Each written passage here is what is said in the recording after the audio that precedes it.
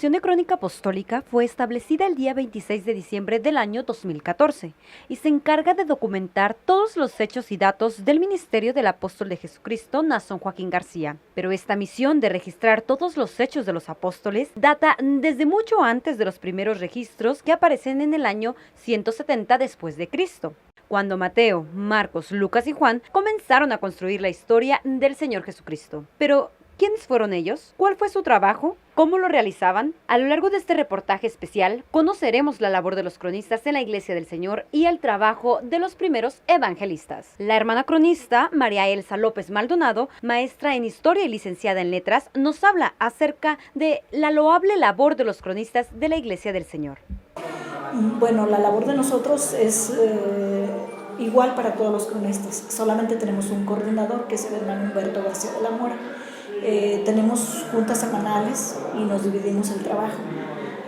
Mi labor aquí en la coordinación de crónicas apostólicas no es más importante que la de los demás, ya que todos no nos sorteamos, nos dividimos el trabajo.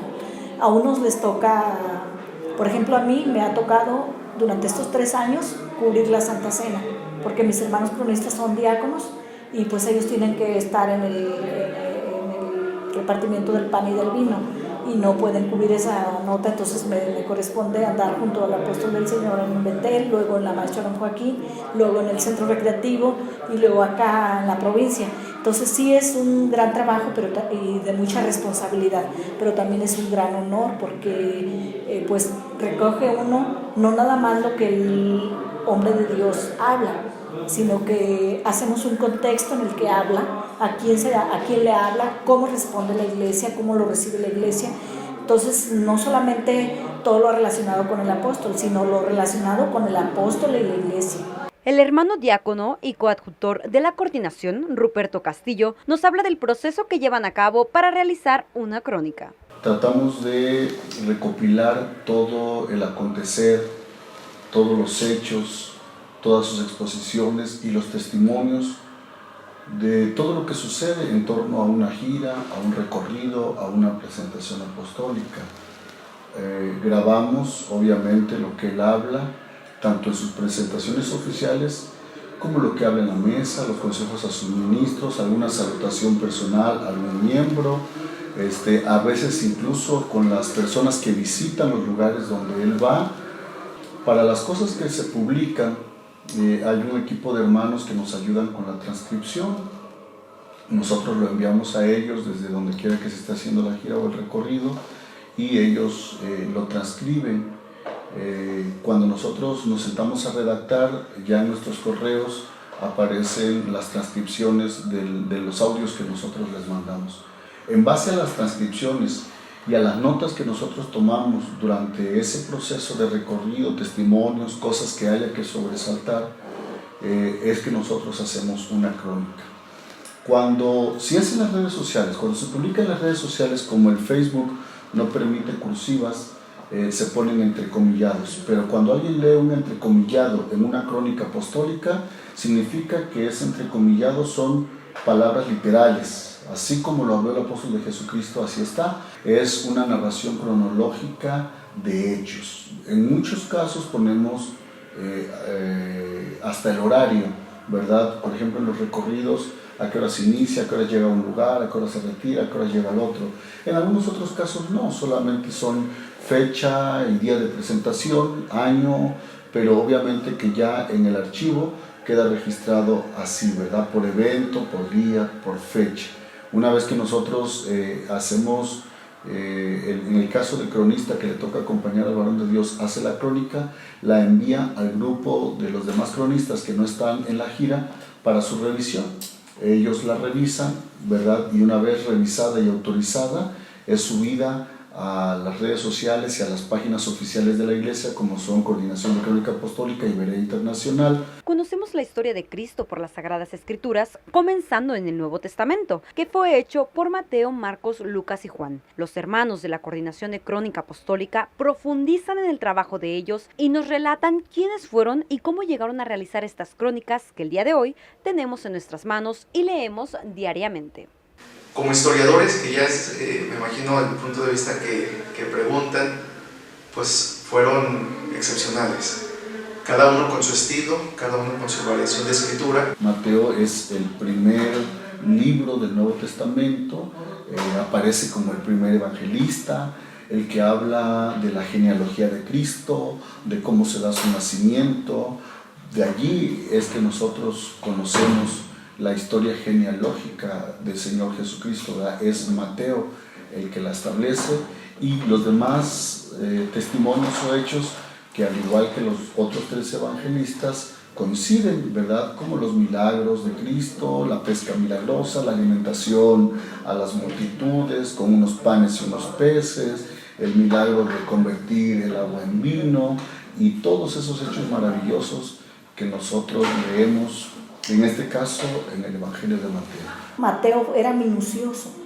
Mateo describía minuciosamente las circunstancias, el contexto.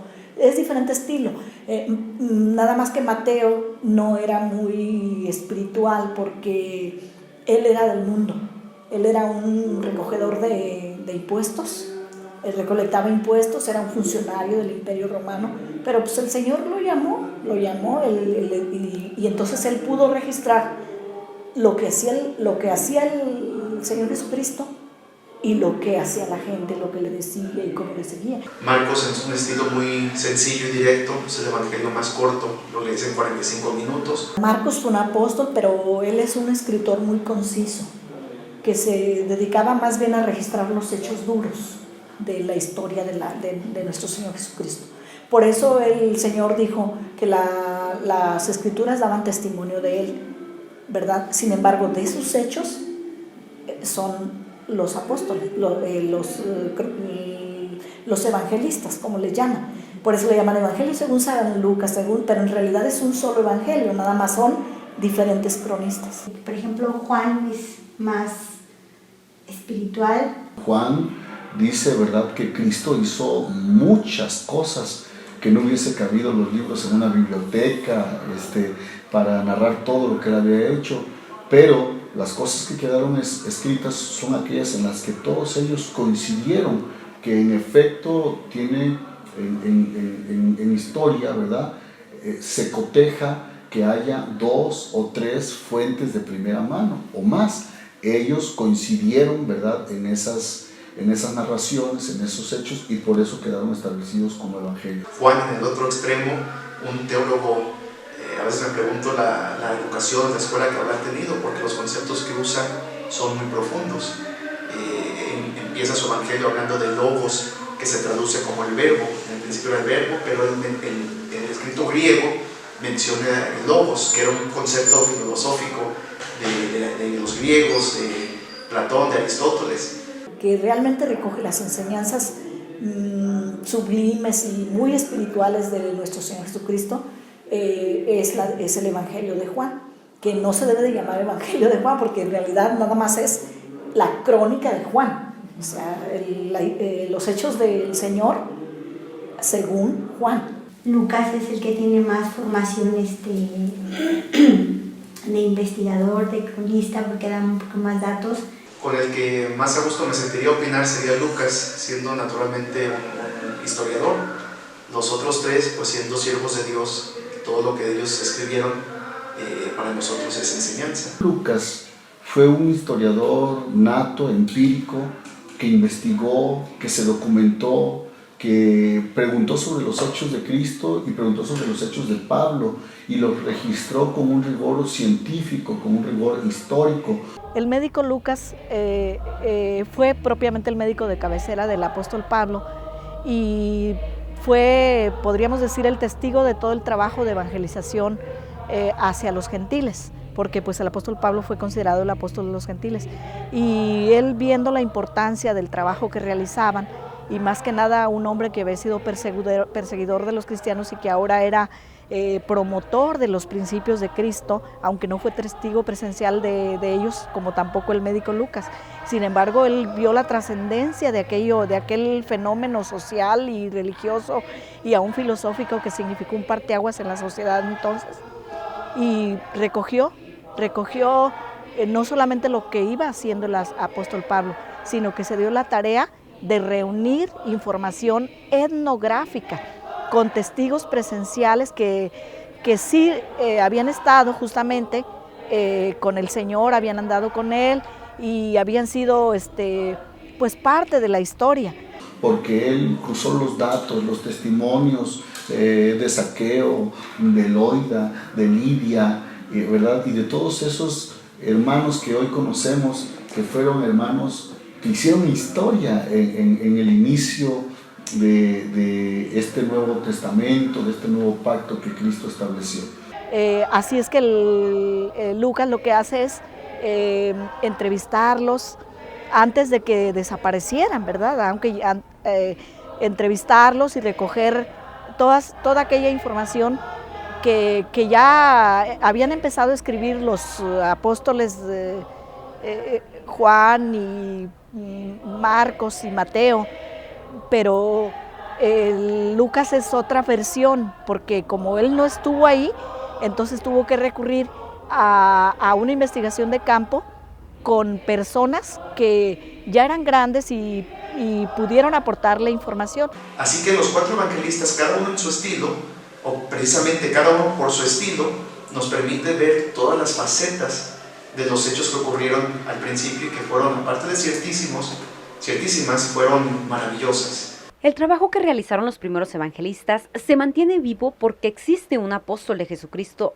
en esta era. Al estar con el Señor Jesucristo documentaban todos los testimonios y escribían toda la información para conocimiento de la Iglesia del Señor y así dar testimonio de su vida en la tierra, recordando que lo escrito son solo hechos pasados. Sin embargo, esta labor se trata de capturar la importancia de ellos en lo espiritual. Al igual que Mateo, Marcos, Lucas y Juan, los cronistas de la nueva era buscan ir construyendo la historia con la información más veraz y honesta y así preservar las memorias y las enseñanzas tanto espirituales como materiales del apóstol de Jesucristo y la Iglesia. Con imágenes de Gerson Sainz y corresponsales, reportó para LLDM News, Keila Bustos.